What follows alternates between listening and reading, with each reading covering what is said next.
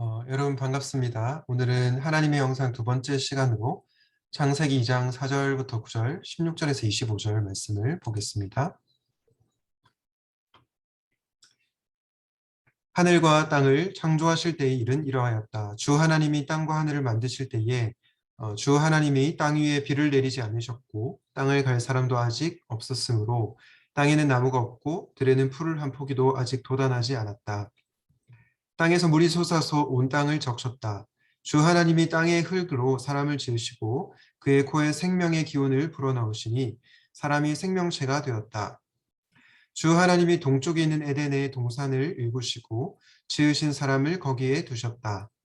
주 하나님은 보기에 아름답고 먹기에 좋은 열매를 맺는 온갖 나무를 땅에서 자라게 하시고 동산 한가운데는 생명나무와 선과 악을 알게 하는 나무를 자라게 하셨다. 주 하나님이 사람에게 명하셨다. 동산에 있는 모든 나무의 열매는 네가 먹고 싶은 대로 먹어라. 그러나 선과 악을 알게 하는 나무의 열매만은 먹어서는 안 된다. 그것을 먹는 날에는 너는 반드시 죽는다. 주 하나님이 말씀하셨다. 남자가 혼자 있는 것이 좋지 않으니 그를 돕는 사람, 곧 그에게 알맞은 짝을 만들어 주겠다. 주 하나님이 들의 모든 짐승과 공중의 모든 새를 흙으로 빚어서 만드시고 그 사람에게로 이끌고 오셔서 그 사람이 그것들을 무엇이라고 하는지를 보셨다. 그 사람이 살아있는 동물 하나하나를 이르는 것이 그대로 동물들의 이름이 되었다.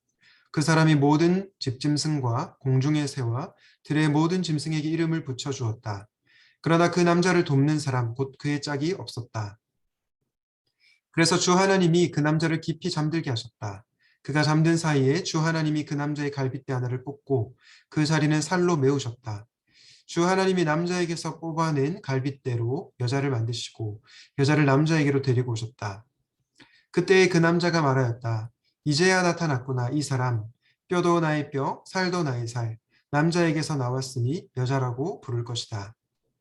그러므로 남자는 아버지와 어머니를 떠나 아내와 결합하여 한 몸을 이루는 것이다. 남자와 그 아내가 둘 다 벌거벗고 있었으나 부끄러워하지 않았다. 아멘. 오늘은 하나님의 영상 두 번째 시간으로 우리는 하나님 그리고 다른 사람들과 관계 맺는 모습으로 하나님을 반영합니다. 라는 주제를 다뤄보도록 하겠습니다. 여러분, 인간은 어떤 존재일까요? 사람은 어떤 존재입니까?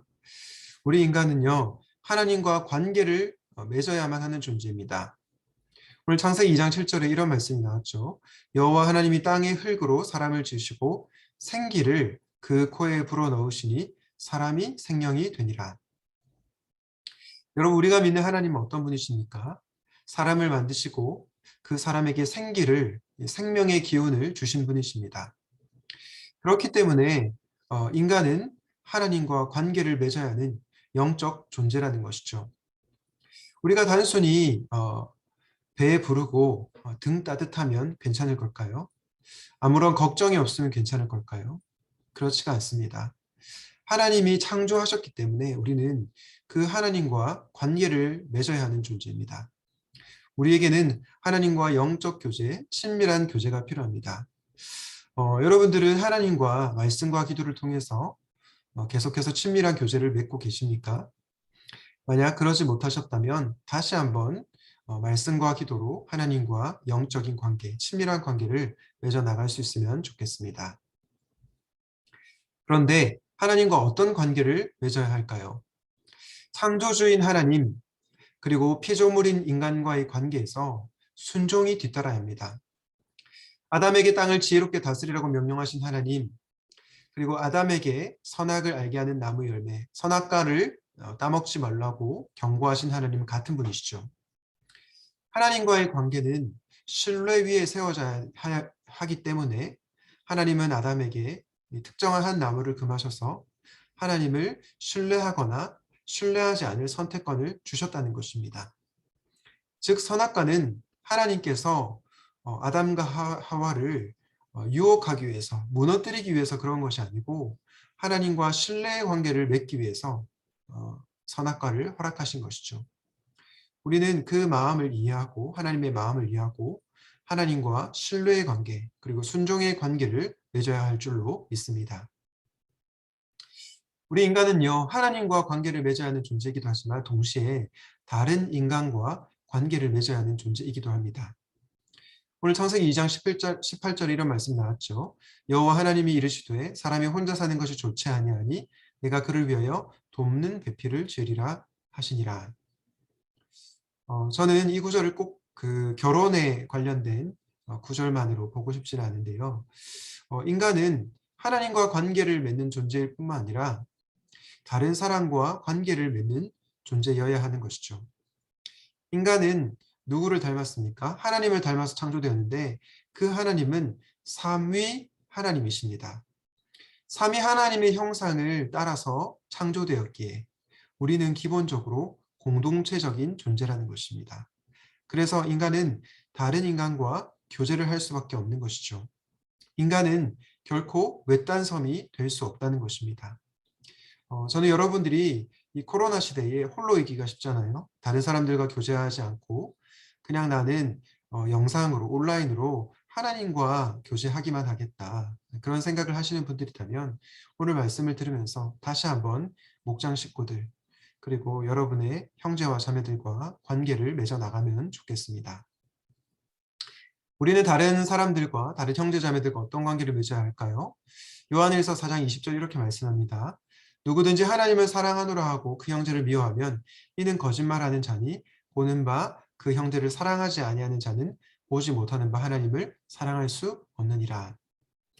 여러분, 하나님을 사랑하는 자는 누구입니까? 바로 형제를 사랑하는 자이죠. 왜냐?